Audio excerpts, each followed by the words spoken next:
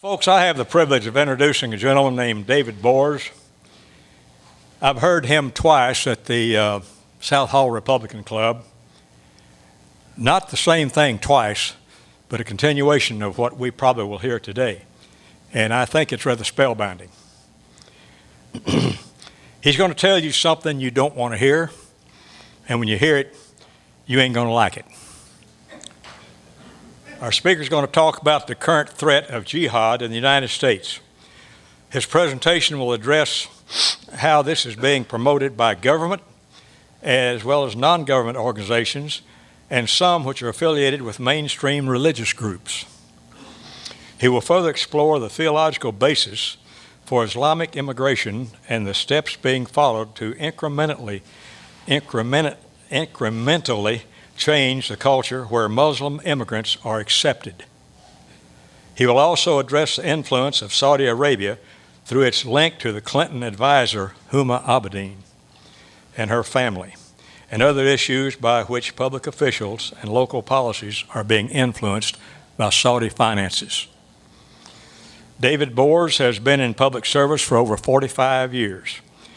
He's been an adjunct instructor on the Islamic threat for the Georgia Police Academy, the Georgia Association of Police Chiefs, the Center of Security Policy, and he was also Chief of Police for the city of Woodstock from January 09 to December 11. He was employed by the Cherokee County Sheriff's Office from 93 to 09, where he held the rank of Major.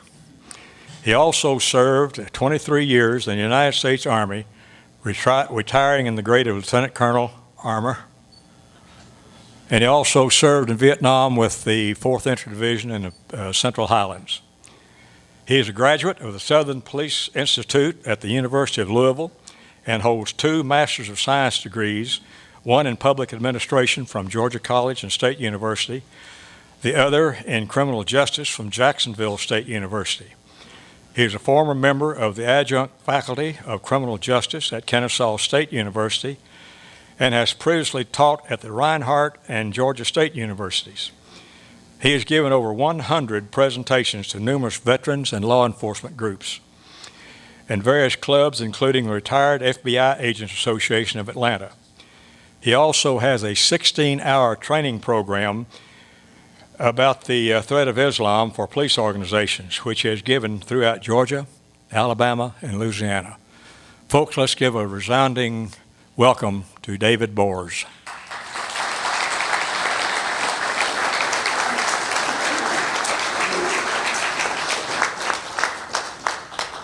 Well, thank you very much for asking me to come. It's indeed an honor to be here. I've been waiting since 1970 to say thank you for watching my back. I'm indeed grateful to be here for you.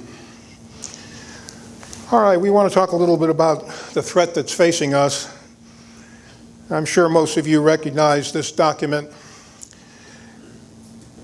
We studied it before we went to Vietnam, and certainly we didn't have any trouble identifying the threat that confronted us when we went there. In fact, we were able to know our enemy, and we pretty well could answer most of these questions about the threat that we faced. All that's changed now, hasn't it? We haven't identified our enemy at all. For 15 years since the attack on September 11th, our administration, our government officials refuses to identify the threat. Under the George Bush administration, it was labeled the war on terrorism, and now it's called the countering violent extremism. Neither one of which does that justice. Sun Tzu also told us we have to know ourselves. Have to know ourselves if we're going to win. And I stand before you today because I'm a little concerned that I think that we've lost our way. Whether it be because of political correctness or multiculturalism, American exceptionalism is starting to wither on the vine. It's not being presented in our schools, and it sure is not being talked about publicly.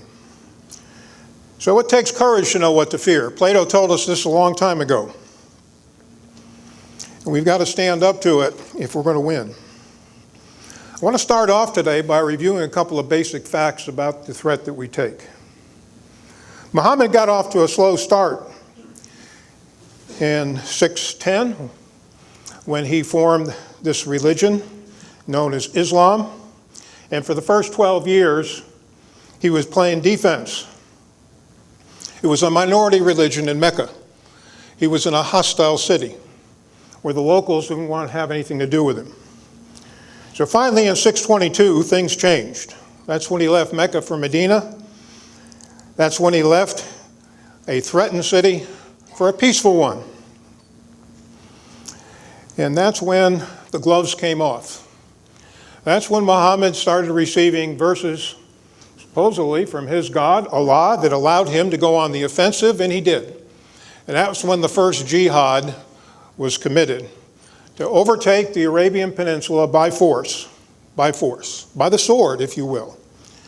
Now, there are no contradictions in the Quran, so we have a contradiction there between those peaceful verses that he received between 610 and 622 and the violent verses.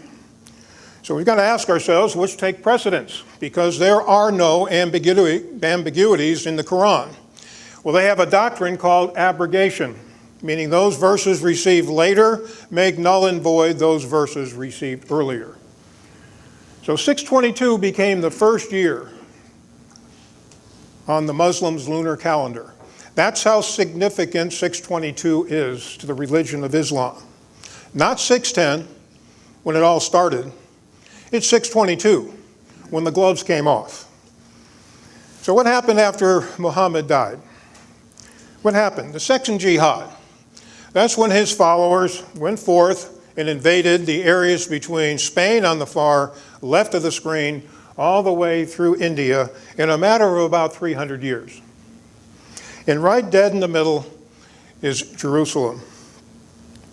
So if I had to put the historical context of what we face on one slide, this is the way I would do it.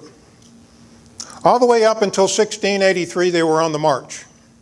On the march, the second jihad. And they finally got beaten back at the gates of Vienna.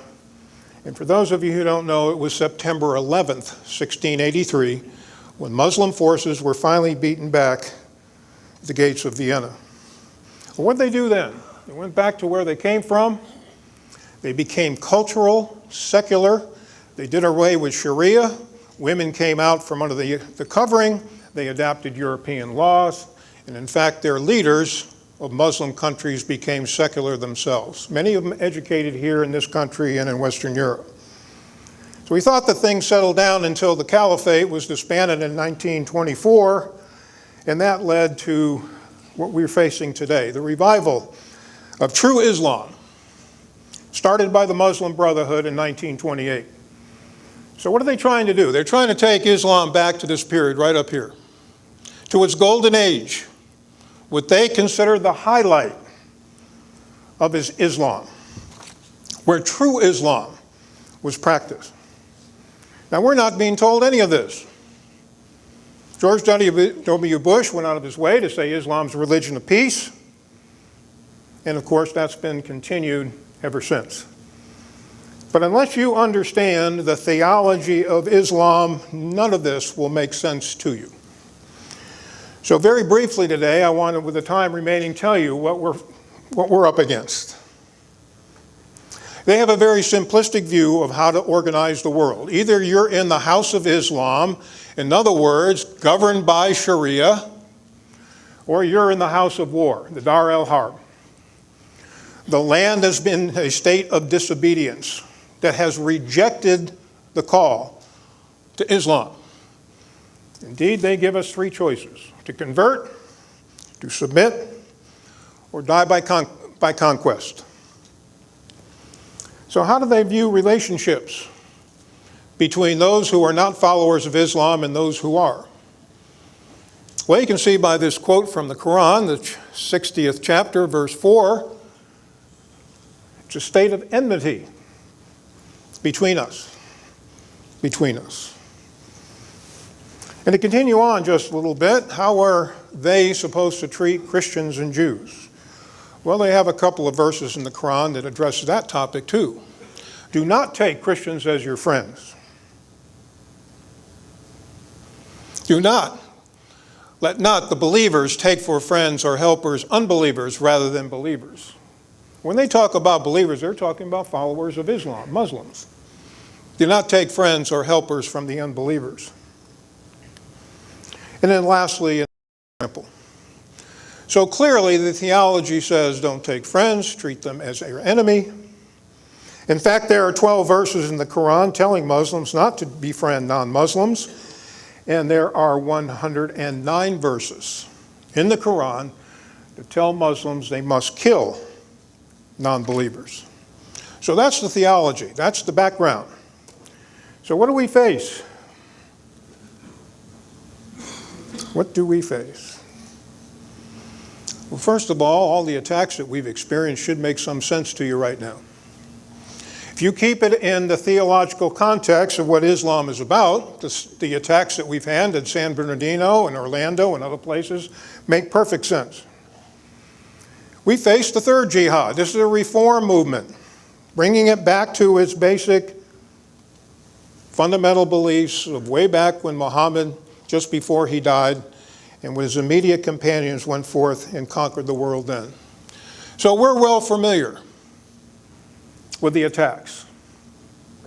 We read about them every day. And indeed, there are hundreds more than that. But I submit to you that the threat that we face is much worse. That's the threat that's financed by Saudi Arabia, that's under the banner of the Muslim Brotherhood, that some say is peaceful, but it's called civilization jihad, designed to change the culture and impose Sharia law here, in this country. Now, how do we know that? How do we know that's what they're up to? Well, they've told us. The Muslim Brotherhood has a document called the Explanatory Memorandum. The Explanatory Memorandum was used by the federal government, indeed the FBI and the Department of Justice during the Holy Land Foundation trial in 2009, and they entered this document as evidence to prove what the Muslim Brotherhood is up to here. And you can see for yourself what it says. The Ikhwan must understand that their work in America is a grand jihad. Now, jihad is a holy war against non-Muslims in destroying Western civilization from within and sabotaging its miserable house. By their own hands. When they say by their own hands, who are they talking about? Us. We're going to help them. And by the hands of their followers, their believers. And in case if that statement didn't catch the true meaning, maybe this one does. So that America is eliminated and their God's religion is made victorious. And then they go on to tell their own followers, unless you don't understand this, you're not up to the task. Not up to the task to do what? Not prepared for jihad. So this is a Trojan horse that we're not keeping our eye on at all. It's not being talked about publicly, and unfortunately it's not being debated about in the political campaign that we're facing. So how do we get the nose of the camel under the tent? How do we kill a frog and he doesn't even realize it until it's too late? Incrementally, that's how we do it. We do it in a variety of ways. Let me just show you some images of what we face. Mosque construction is more than doubled in the last 10 years. We're over 3,000 and counting. 80% of them are financed by Saudi Arabia. And over 80% of the mosques in this country are promoting violence, either by what the imam is preaching or because of violent literature that is left there for distribution. Another way is dress clothes, and we're going to talk a little bit more about that, but what does this represent? These women have absolutely no identity in public. It signifies the suppression of women by men. And we have footbaths being placed in more and more public places now Muslims have to pray 5 times a day, and I have absolutely no trouble with that. But I do have a problem that we have to pay for foot baths because they have to wash their feet before they pray. Speaking about prayer, incrementally they can do it publicly. This one is in New York City. New York City, on a Friday afternoon, you can imagine what that does to rush hour traffic. The public demonstration of prayer. And then in Union City, New Jersey, and I could go on with a number of cities, that local elected officials have allowed this to happen and continue to do so. Michigan, take another example. Prayer rooms, quiet rooms that we used to go to in our airports and bus stations and railway stations, now being converted, not for our use as they used to be, but exclusively for Muslim use. And how about the National Cathedral in Washington, D.C., converted to a mosque last year on a Friday? And if you go to Target, you might run across this sign. If you have alcohol or pork products and you want to check out and pay for it, you can't do it. You've got to go to the next one because the Muslim cashier might find that offensive. Oklahoma State Capitol converted to a mosque. Michigan Taylor City Council approves a resolution condemning Islamophobia. Right after the attack last year in Chattanooga, we know that 5 U.S. Marines were killed and along with a sailor. The Empire State Building celebrated the end of Ramadan.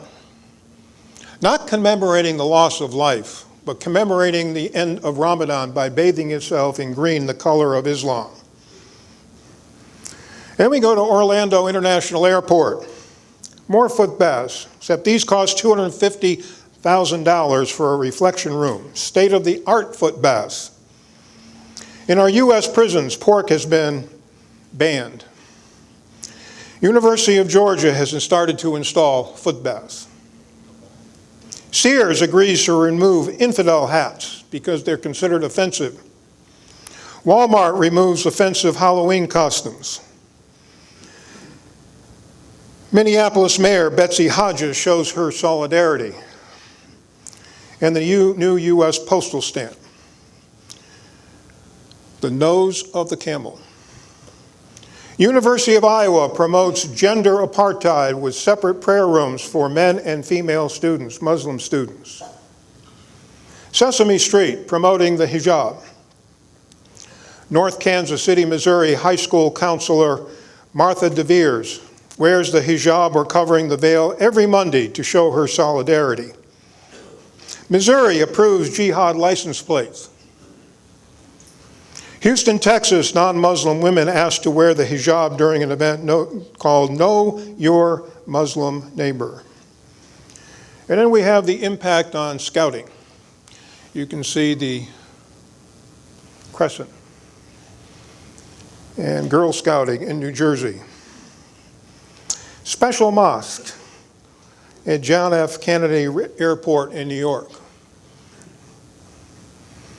Why can't they use the prayer facility for all religions? No, this is special privilege. Special privilege. And then halal food. Permissible food. McDonald's. Kentucky Fried Chicken. And you go to our local food market, take a look at the emblems on the back. And if that's not bad enough, let's take a look at our secondary schools, the special privileges there. Classroom assignments. 3-paragraph given to students at Union Grove High School in Wisconsin. Pretend you're a Muslim and write about your experiences. 7th grade students in Murray County, Tennessee, instructed to write, Allah is the only God, along with the 5 pillars. If you're practicing calligraphy in Virginia, you copy the Shahada, which is their entry pledge to become a Muslim. Hennepin School District near Minneapolis, students sing Allah Akbar at a Christmas concert. And my favorite, 9th graders at Salem Junior High School in Utah, told to make a propaganda poster for a terrorist group. Writing the 5 pillars in Kansas. How about cultural diversity training? In Denver, Colorado, for example, local school children are going to take a field trip to a mosque. Non-Muslim girls have to cover up. In Massachusetts, when they took a field trip to a local mosque, you can see what female students had to do. They were being instructed, there's the instructor up there, on how to pray. Not only how to pray, but what to pray. Spring Grove, Pennsylvania Middle School hosted cultural diversity training on how to properly wear the covering. And in Vernon Hills in Chicago, Texas classroom. Corner Canyon High School in Utah, students told to show solidarity for Muslims. And at Pine Bush High School in New York, students say the Pledge of Allegiance in Arabic. In March 2016, the entire student body of the St. Petersburg Catholic High School in Florida is forced to hear this guy, Ahmed Badir, speak about Islamophobia. He also supports Hezbollah, terrorist group, and he's worked for the Council of American Islamic Relations, a front group for Hamas. How about teacher training in Pennsylvania, sensitivity training, and then telling teachers how to pray? Michigan school teachers and staff wear the head coverings. You can see them lined up here behind their students. Houston, Texas will open Arabic immersion school in 2016 to make global citizens. And then just last week, I came across this article, refugees suing Lancaster, Pennsylvania school district because they don't like the school their kids are being placed into. So let's take a closer look at this. What does that signify? Male suppression over women. Male suppression over women. And it's also a security issue, isn't it? We have no idea who's underneath that. We have no idea if they're carrying weapons or bombs. Nothing. It is a security issue. It has no religious significance. Fortunately, some Muslims are speaking out. And I show you this because I do believe the majority of Muslims here in this country are peaceful, law-abiding, and indeed patriotic. We have them in our ranks. We've all served with them honorably. And we can only encourage more to speak out. This particular lady comes from Canada. And she said, ban these coverings. Ban them. They serve no religious purpose, and they signify the suppression of women and the dominance of jihad. Likewise, this woman here, Azra Nomani, also speaking out. Well, how do the progressives, how do the liberals respond to all of this? Well, they try to normalize it. Normalize it. Make it appealing. Make it attractive. A fashion statement. If that doesn't work, Beyonce, get some celebrities to promote it. And if all else fails, well, let's just sexualize it. Now there's a controversy going on in Europe, specifically France, about banning the burkinis. Burkinis following the Nice attack. This particular form of dress is now being banned by many local officials. France is finally acknowledging appeasement does not work. How about our textbooks? A distorted vision or information about Islam. Overrepresented in our textbooks the amount of information presented by Islam at the expense of Christianity, Judaism, and other faiths. As for Islam, it's just another lifestyle. Just another alternative. No mention of Muhammad's military conquests. No mention of the anti-Semitism or the suppression of women or the fact that women can be beaten by their husbands, and it says so in the Quran. No mention of the genocide against Christians that's playing out in the Middle East right now. And anyone who dares speak out is labeled an Islamophobe or a racist. I submit to you that one of the best ways to tell what kind of enemy we face is how are women treated. This should be a worldwide issue of how women are subjugated under Islam. There is a culture clash. A culture clash. The woman on the right is obedient. She's practicing her faith. The woman on the left is in a state of disobedience, rebellion, and she must be punished. So why are women told to wear the covering? Well, we have to look to the Quran again. It tells us, "O Prophet, tell your wives and daughters to draw their veils all over their bodies." Don't stop there, keep reading. "So that they will be known and not harmed." Think about that. They're to cover themselves so that they first will be recognized, will be distinguished from whom? Non-believers, non-followers of Islam, who can be harmed.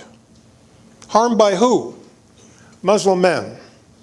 Muslim men can harm a woman for not being covered. And so we're faced with grooming gangs.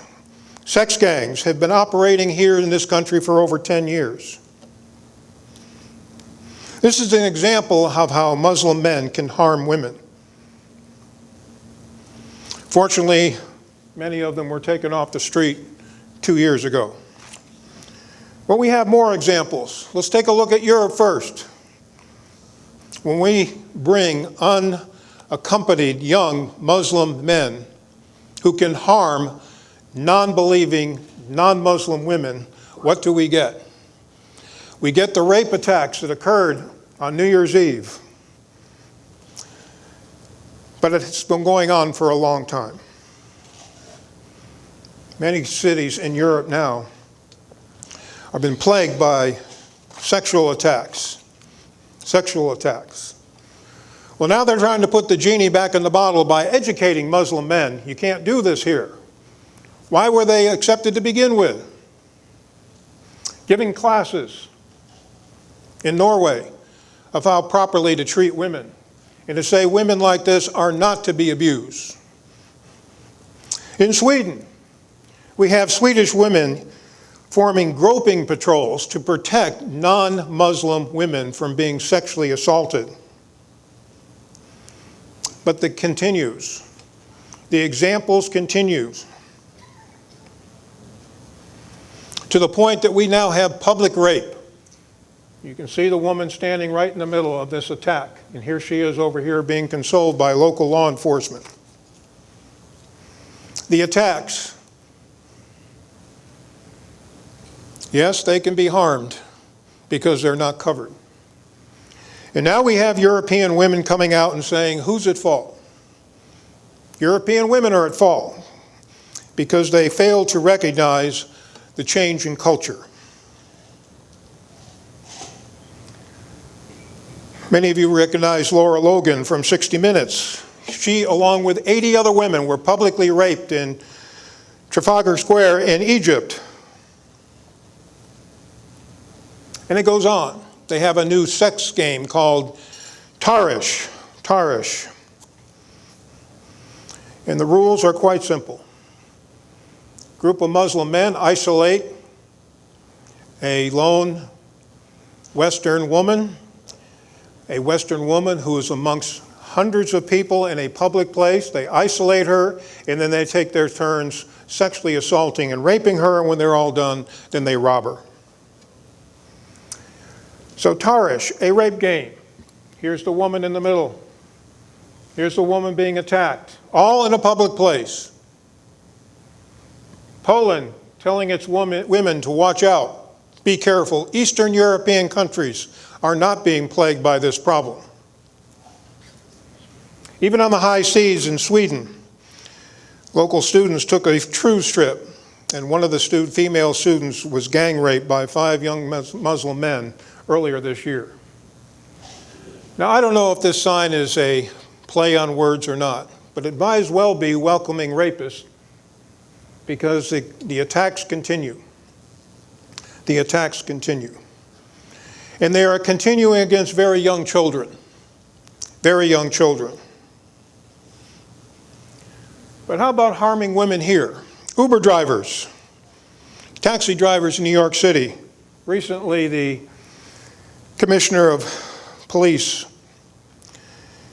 in New York City told women, do not get into a cab alone, especially at night, because you run the risk of being raped.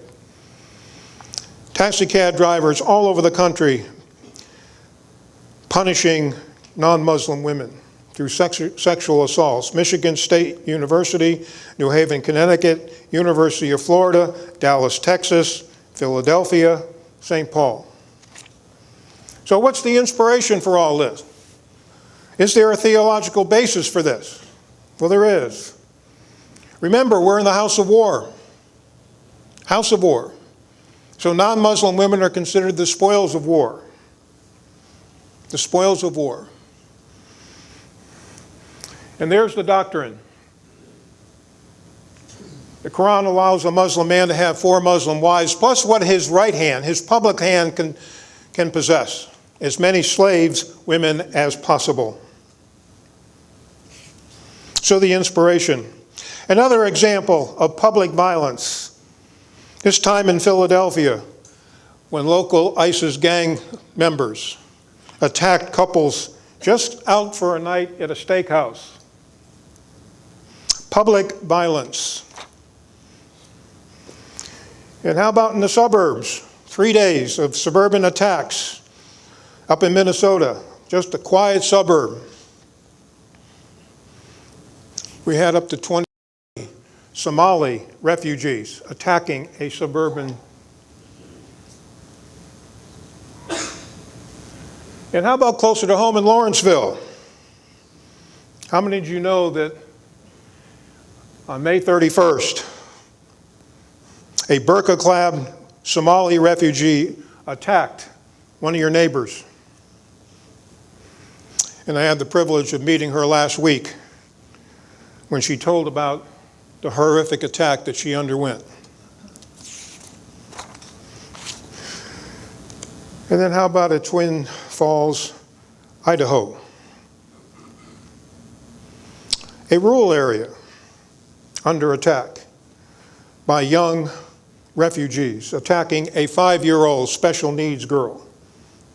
The prosecutor there showing more concern over the perpetrators than of the victim of the crime. Enter the U.S. attorney for the area threatening to take legal action against anyone speaking out against the crime. And then we have the local media labeling anyone who would speak out as racist. Here, Nancy Taylor of a local TV broadcaster promoting more refugee resettlement, and anyone who's against it is racist. After the Orlando attack, a local TV station in Twin Falls attempted to showcase a good Muslim. Well, it backfired. Right after they showcased him, he went out and sexually raped a woman. And the real ticking time bomb about refugee resettlement is not the current group that comes here, it's the second and third generations. The second and third generations who are having an identity crisis, caught between 2 worlds. And this is the very group of people that ISIS is targeting for radicalization. So some of the examples: Mohammed Dakala from Vicksburg, Mississippi. How many remember last year this couple wanted to do their honeymoon, take their honeymoon in Syria? She converted to Islam. And they've both been recently convicted of providing material support to a terrorist group. She, by the way, is the daughter of a Vicksburg police officer who served 2 tours in Iraq and Afghanistan when he was in the military. You recognize the Boston bomber, second generation. Nidal Hassan, a second generation Muslim. The San Bernardino attacker, Saeed Farouk. Muhammad Jamil Kharis from Alexandria, second generation. Abdul Aziz from Chattanooga, the Chattanooga jihadist. Muhammad Warsam from Minneapolis, Omar Mateen from Orlando. The list goes on. Nadir Sufi from Garland, Texas. Muntho Omar Salih from Queens, New York. All second-generation Muslims, all radicalized.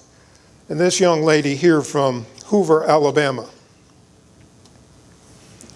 So I could go on and show you more and more examples. But what are our elected officials doing about it? Not a thing. When it comes to refugee resettlement, the millions of dollars that have gone into it, who has totally, fully funded it? But your Republican Congress. Everything that Barack Obama has asked for, he has gotten by the Republican Congress. And it will continue. It will continue. Some people are starting to fight back at the local level. Bumper stickers, public address announcements, on buses and taxi cab drivers. And there's Pamela Geller herself, the one that orchestrated the Garland, Texas Draw the Muhammad event. She now has several death threats against her. But she continues on by financing these types of announcements, publicizing how bad this threat is getting.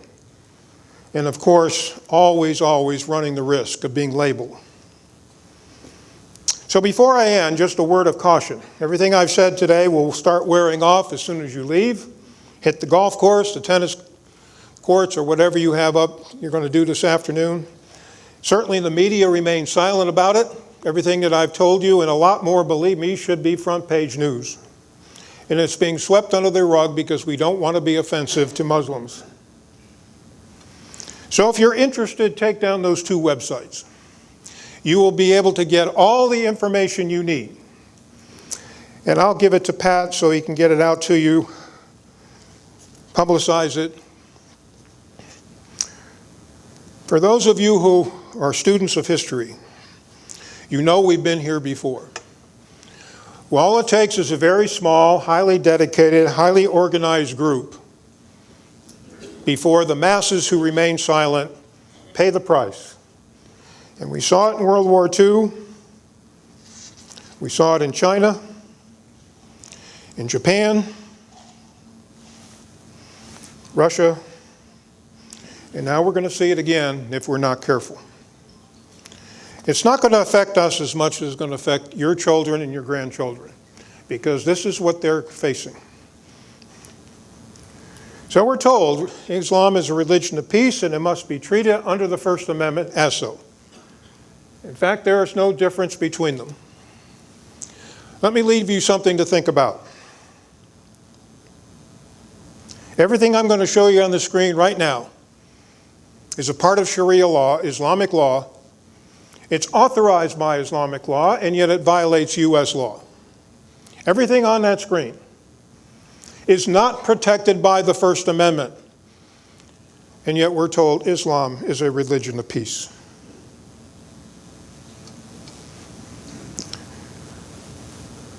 I say it cannot go on. There are plenty of useful idiots out there who are promoting it because they don't understand.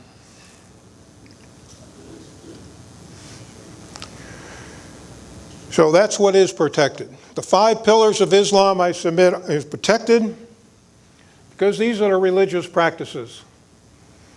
I asterisk just one.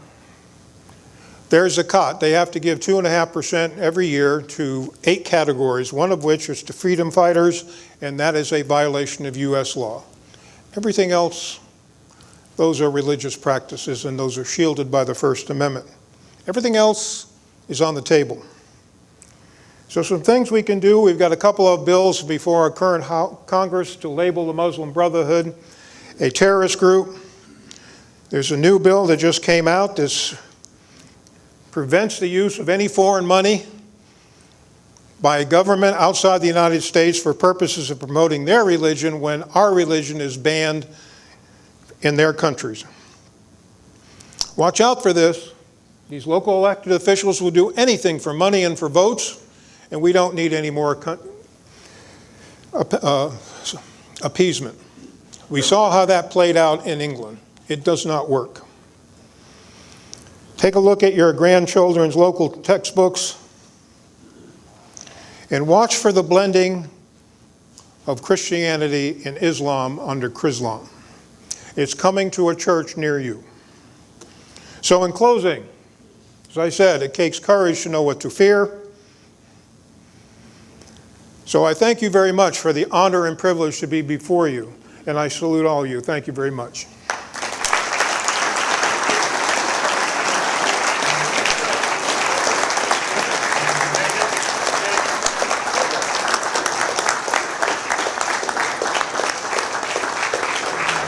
David, if you'd come back up, we certainly appreciate you being here and certainly and enlightening us on this very serious topic. There's a couple of things we'd like to give you just as a memory. This is a book, AWOL, which is we normally give to our guys. It explains a little bit about what happened in particularly in Vietnam. And this is special remembrance from us, our Vietnam Service Medal, and we thank you so much. Best of luck to you. Thanks.